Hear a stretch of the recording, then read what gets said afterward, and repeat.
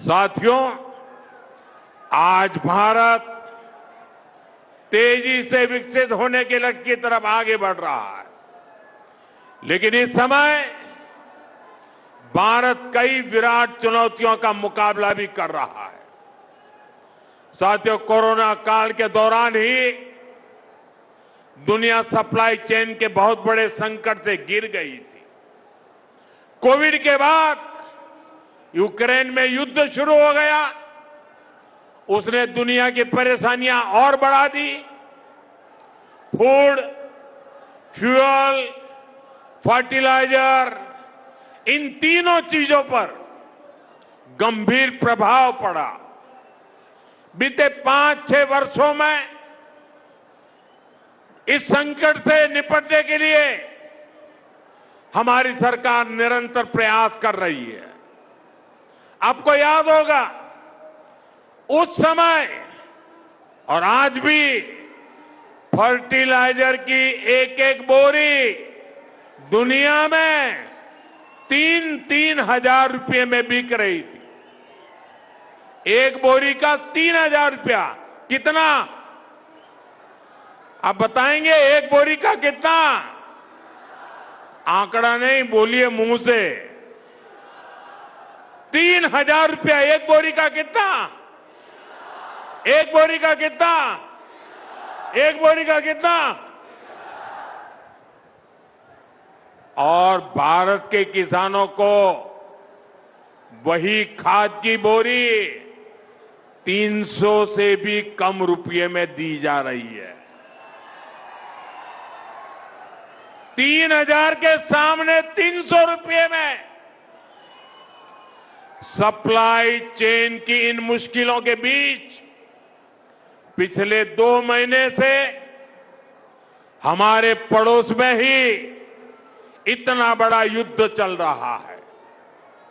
इसका असर पूरी दुनिया पर पड़ा है और भारत पर तो और भी गंभीर असर हुआ है। साथियों, भारत के पास बड़े बड़े तेल के कुएं नहीं है। हमें अपनी जरूरत का पेट्रोल, डीजल, गैस, ये सब बहुत बड़ी मात्रा में दुनिया के दूसरे देशों से, बाहर से मंगाना पड़ता है। युद्ध की वजह से पूरी दुनिया में पेट्रोल, डीजल, गैस और फर्टिलाइजर के दाम बहुत अधिक बढ़ चुके हैं, आसमान को भी पार कर गए हैं। अड़ोस पड़ोस में देशों में क्या हाल है वो तो अखबारों में आता है। भारत सरकार इस युद्ध के पिछले 2 महीनों से देशवासियों को इस संकट से बचाने के लिए लगातार प्रयास कर रही है। नागरिकों पर बोझ न पड़े, इसके लिए सरकार सारा बोझ सरकार खुद अपने कंधे पर उठा रही है। लेकिन साथियों, जब सप्लाई चेन पर संकट लगातार बना रहे तो हम कितने भी उपाय कर लें, मुश्किलें बढ़ती ही जाती है। इसलिए अब देश को सर्वोपरि रखते हुए, मां भारती को सर्वोपरि रखते हुए हमें एकजुट होकर के लड़ना होगा। हमें याद रखना है, देश के लिए मरना ही सिर्फ देशभक्ति नहीं होती है। देश के लिए जीना और देश के प्रति अपने कर्तव्यों को निभाना, वो भी देशभक्ति होती है। इसलिए वैश्विक संकट के इस समय में हमें कर्तव्यों को सर्वोपरि रखते हुए कुछ संकल्प लेने होंगे और उन संकल्पों को पूरे समर्पण भाव से पूरा करना होगा। जैसे एक बड़ा संकल्प है पेट्रोल डीजल का संयम से इस्तेमाल करना। साथियों, हमें पेट्रोल डीजल का उपयोग कम करना होगा। शहरों में जहां मेट्रो है वहां हम तय करें कि हम मेट्रो का ही उपयोग करेंगे, ज्यादा से ज्यादा मेट्रो में ही जाएंगे। अगर कार में ही जाना जरूरी है तो फिर कार पूल करने का प्रयास करें और भी लोगों को साथ बिठा ले।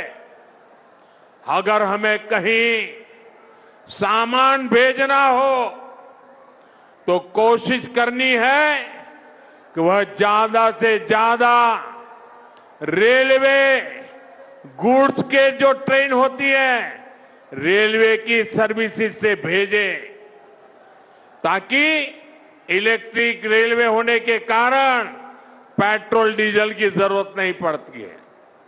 जिन लोगों के पास इलेक्ट्रिक व्हीकल है वो भी कोशिश करें कि इलेक्ट्रिक व्हीकल का ज्यादा से ज्यादा उपयोग करें।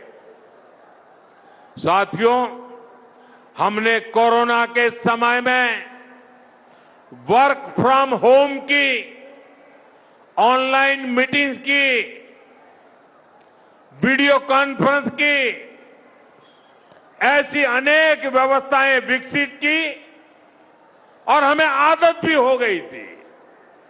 आज समय की मांग ऐसी है कि उन व्यवस्थाओं को हम फिर से शुरू करें तो वो देश हित में होगा। Work from home, online conferences, virtual meetings, इनको हमें फिर से प्राथमिकता देनी है। साथियों, आज जो संकट है उसमें हमें विदेशी मुद्रा बचाने पर भी बहुत जोर देना होगा, क्योंकि दुनिया में पेट्रोल डीजल इतना ज्यादा महंगा हो गया है, पहले से कई गुना ज्यादा कीमतें बढ़ गई है। तो हम सबका दायित्व है कि पेट्रोल डीजल की खरीद पर जो विदेशी मुद्रा खर्च होती है, पेट्रोल डीजल बचाकर हमें वो मुद्रा भी बचानी है। इसके लिए हमारे छोटे छोटे प्रयास भी देश की बहुत मदद कर सकते हैं।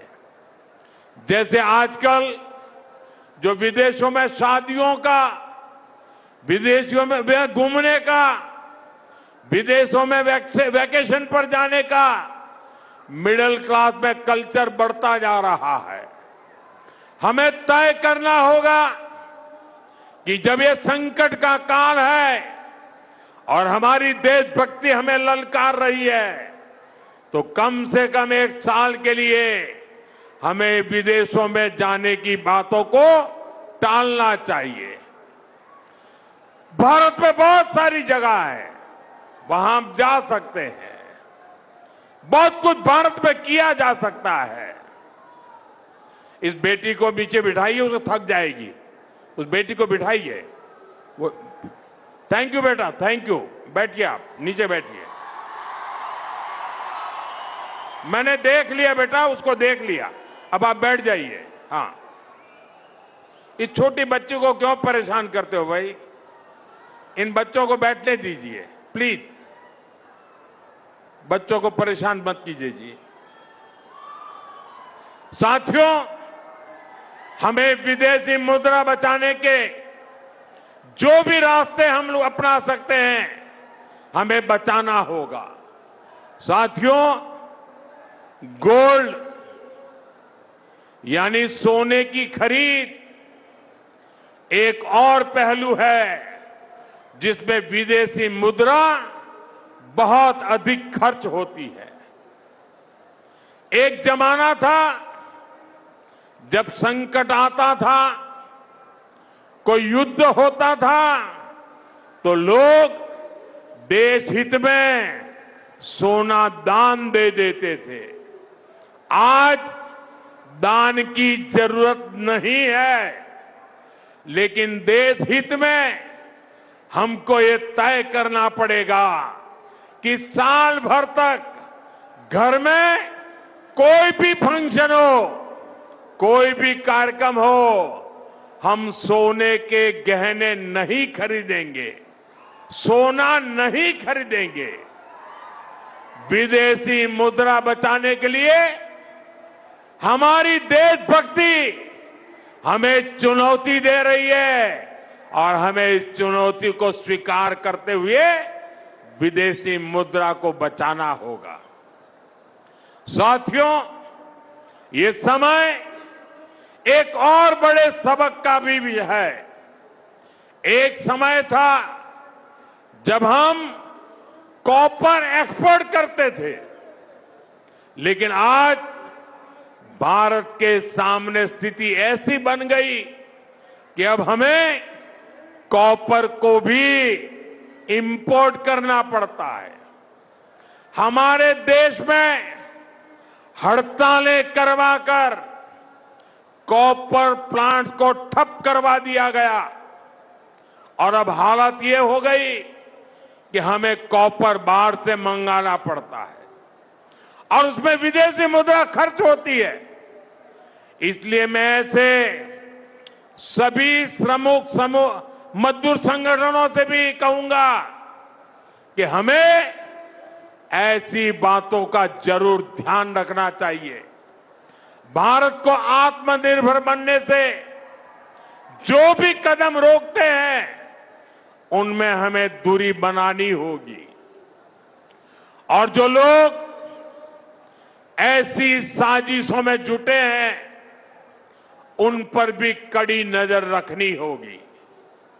मैं देश की अदालतों से भी आग्रह करूंगा कि ऐसी स्थिति आने पर देश हित में हमें कोई ना कोई रास्ता निकालने की तरफ बढ़ना चाहिए। साथियों, ऐसे ही खाने के तेल का भी है। इसके आयात के लिए भी बहुत बड़ी मात्रा में हमें विदेशी मुद्रा खर्च करनी पड़ती है। हर परिवार अगर खाने के तेल में खाने का तेल का जो उपयोग करता है, अगर वो कुछ कमी करे, मैंने बार बार कहा है 10% कम करो। अगर हम तेल खाना कम करें ना, तो भी वो देशभक्ति का बहुत बड़ा काम है। आप देश सेवा में योगदान दे सकते हैं और इससे देश सेवा भी होगी और देह सेवा भी होगी।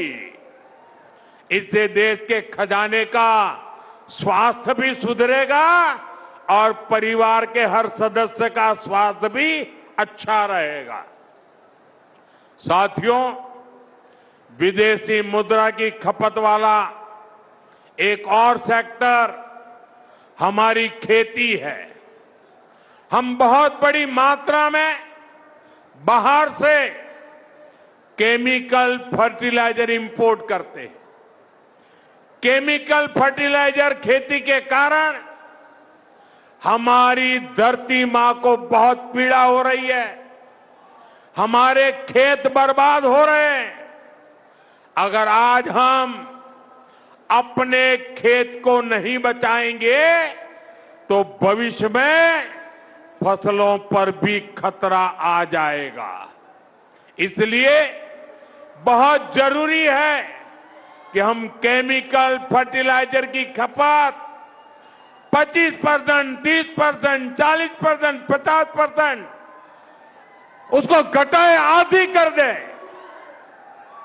और हम उसके साथ साथ नेचुरल फार्मिंग की तरफ बढ़े। हम फर्टिलाइजर का उपयोग कम करके विदेशी मुद्रा भी बचा सकते हैं और साथ साथ अपने खेत को बचा सकते हैं, हमारी ये धरती मां को बचा सकते हैं। और यह हमें करना ही होगा। आज वैश्विक संकटों से जो चुनौतियां आई है, हमें उन चुनौतियों को परास्त करना होगा। साथियों, भारत सरकार खेतों में डीजल पंप की जगह सोलर पंप की योजना चला रही है। हम खेतों में डीजल पंप की जगह सोलर पंप का उपयोग करने का जोर देना होगा। मैं कोविड काल में भी आग्रह करता था कि हम स्थानीय चीजें खरीदें, वोकल फॉर लोकल के मंत्र को लेकर चले। हम मेड इन इंडिया चीजें खरीदकर भी विदेशी मुद्रा बचा सकते हैं और हमारे देश में स्थानीय उत्पादन की कोई कमी नहीं है। चाहे जूते हो, पर्स हो, बैग हो, हमें स्वदेशी पर बल देना चाहिए। और मैं ये नहीं कह रहा कि जो आपके पास विदेशी चीजें खरीदी हुई है, विदेशी ब्रांड की है, उनको जाकर के फेंक दो, ऐसा मैं नहीं कह रहा हूं। लेकिन मेरा आग्रह है कि नए विदेशी प्रोडक्ट हमें नहीं खरीदने चाहिए।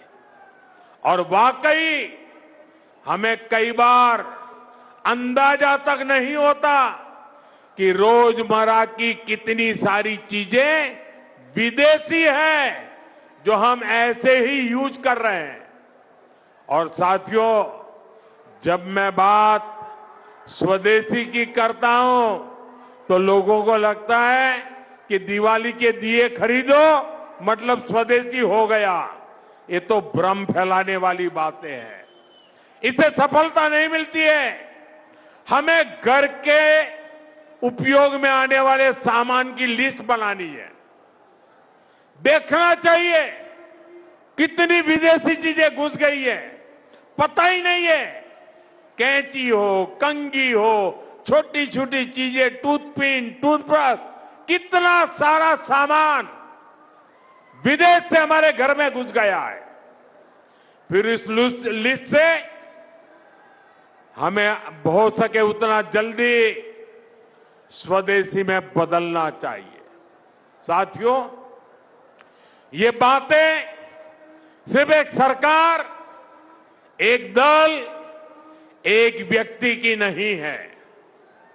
ये बीजेपी का भी मुद्दा नहीं है, ये देश का मुद्दा है।